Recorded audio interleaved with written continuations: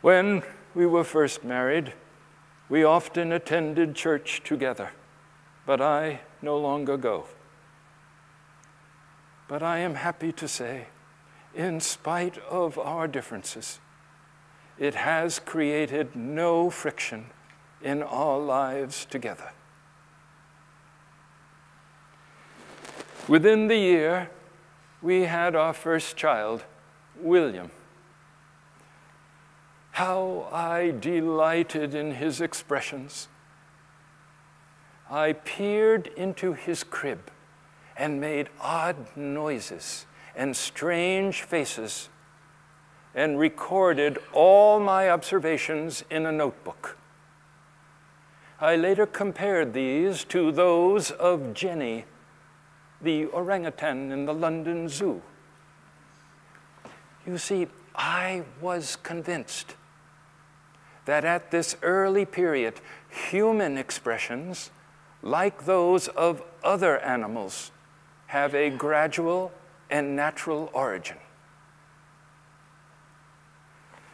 Soon after William's birth, Em and I desired to leave the vile conditions of London and find a place in the country. I longed to live where I could hear the birds singing and the wind in the trees. We searched for nearly 2 years and finally settled on this house and acreage here in Kent. My father generously gave us the purchase cost, and Em, William, and I, and our new daughter, Annie, left London. I quickly became attached to this house. We called it Down House, although Rass, who detests the country, said we should call it Down in the Mouth House. I made some changes to the house and the garden, and I created my sandwalk, a wooded area encircled by a sandy path. You saw it from the hallway when you came in. I planted all those hollies and hawthorns. It is my favorite walking place, my thinking path. We have been married for 43 years.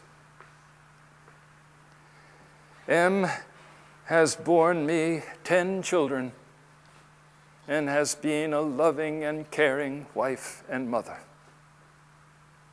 Our last child, Charles, was born in 1856, and Em delivered him without pain under chloroform. I administered it to her myself. The use of chloroform then was not without controversy. Critics of its use said it was unnatural and against the teachings of the Bible. However, I welcomed the possibility of birth without pain and in other medical matters. When it became necessary that some of my teeth be extracted, I took chloroform and hardly felt anything. I say, let those who argue for biblical authority in medical and scientific matters have their teeth pulled and their babies delivered without anesthesia. But let it be available for those of us of differing persuasion. But I digress. Some of you I know are interested in my scientific work. My ideas about natural selection were largely formed by 1838, when I was 30 years old and at the time when Em and I were married. In 1842, I wrote a 35-page abstract of my theory in pencil and in 1844, I expanded this to a paper of 230 pages in ink. When I finished, I wrote a letter to M to be opened only in the event of my sudden death. In it, as a last request, I urged her to publish my theory. But then I largely rested the matter and did not continue working on the big book that lay at the back of my mind. In 1848, my father died, but I was too ill to attend his funeral. I had barely recovered when our daughter Annie, then 10 years old, became very ill, and I went with her to Dr. Gully's hydropathy establishment at Malvern. At this time, at my father's advice, I was trying hydrotherapy as a treatment for my skin rashes and gastrointestinal ailments. In spite of all Dr. Gully's attentions, we watched as Annie became weaker and weaker over several weeks' time. In spite of all we tried, she died at Easter time. I thought I would never stop crying. It was a wound that never healed. The development of my disbelief in religious doctrine was a gradual thing. But with the death of Annie, it became complete. With the exception of a family christening and the recent funeral of Brother Rass, I never attended church again.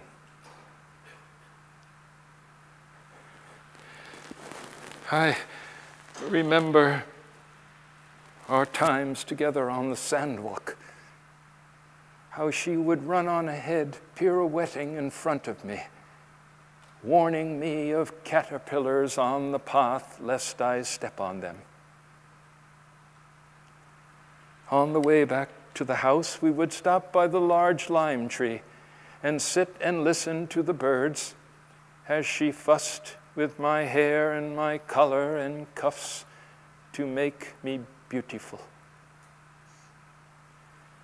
Then we would continue walking, and she would run on ahead, laughing, her every movement full of life and vigor, and hide in the shrubbery by M's garden. When I think of Annie, as I sometimes do, late at night when I cannot sleep, I am reminded of the poem Elegy by Thomas Gray, one of my favorite poets. Full many a gem of purest ray serene, the dark unfathomed caves of ocean bear. Full many a flower is born to blush unseen and waste its sweetness on the desert air. In September of 1854, I had wooden lofts built beside the house, and I began to breed pigeons.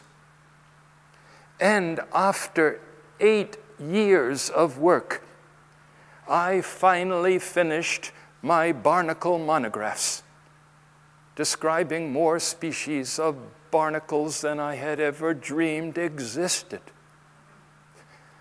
The beloved barnacles early in the project became the everlasting barnacles at the end. And my friends accused me of having barnacles on the brain,